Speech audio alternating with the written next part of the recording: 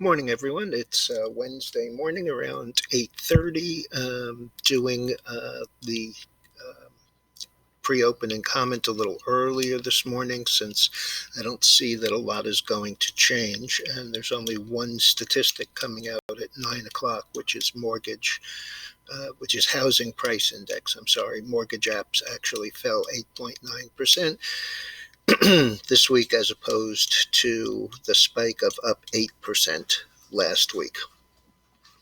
The main issue today seems to be COVID 19 related. Again, Texas, California, and Arizona have actually had the biggest daily jumps every day this week. The Texas governor has actually said that he's not imposing a lockdown, but suggests people stay at home. Not a good situation.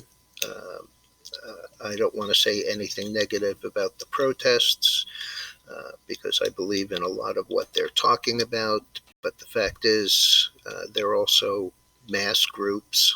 A lot of them, when you see them on TV, are not wearing masks, and I think that's going to be a problem.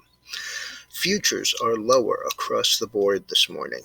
Right now, the Dow is due to open down 200, Nasdaq down around 20, S&P down around 20. I have the oil chart up. Oil is down 90 cents after being down 37 cents yesterday.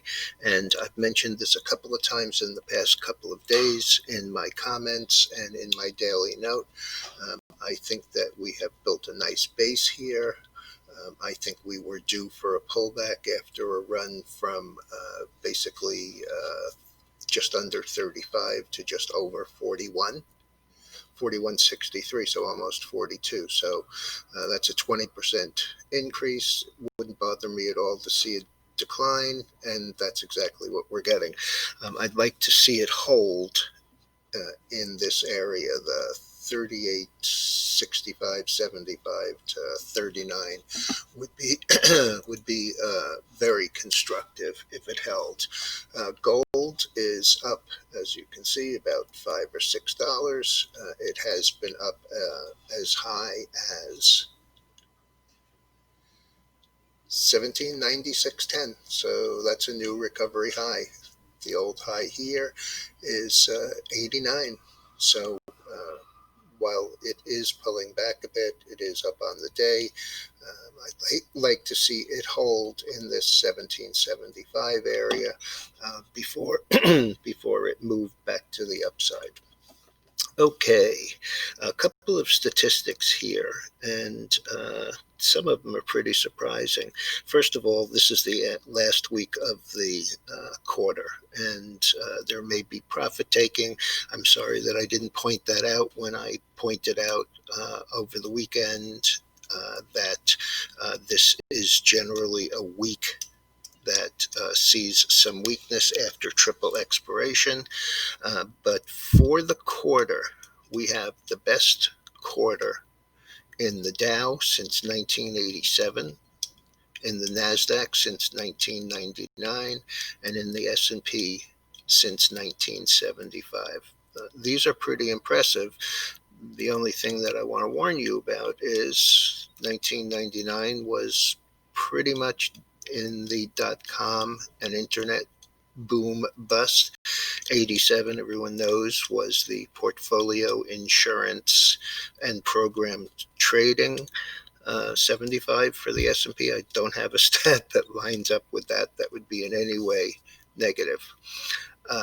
European markets are down 1.4 to 2.6%. There's big talk there. Germany has a lockdown in its most populous state. And they also have a problem with a company called Wirecard, which is a fintech which has imploded over the last week or so.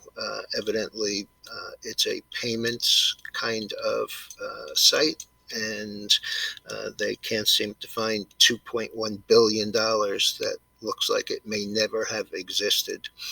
Asia is mixed with some minor changes, nothing special.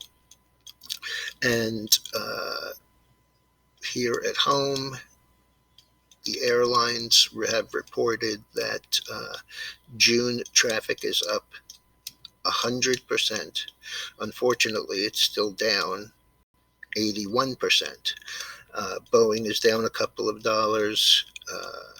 LUV, Southwest Airlines, has started its fall fare sale, which is just something that they normally do once in the spring for the summer, once in the fall for the holidays. Yesterday's big movers from last night. Inovio is up another $1.33. They have a device that the government is going to finance the manufacturing of.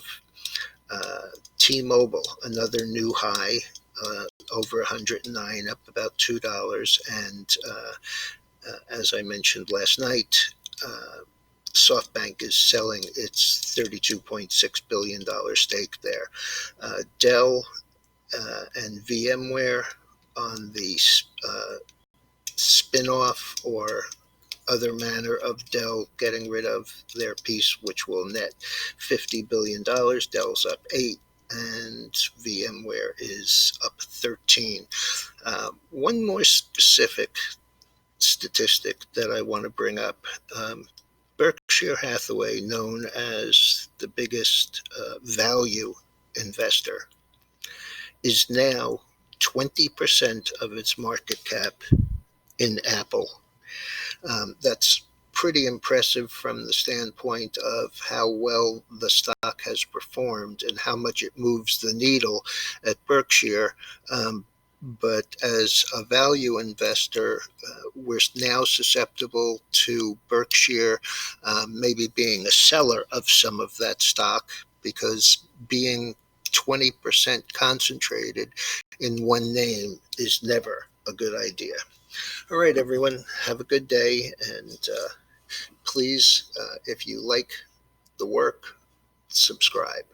Thanks.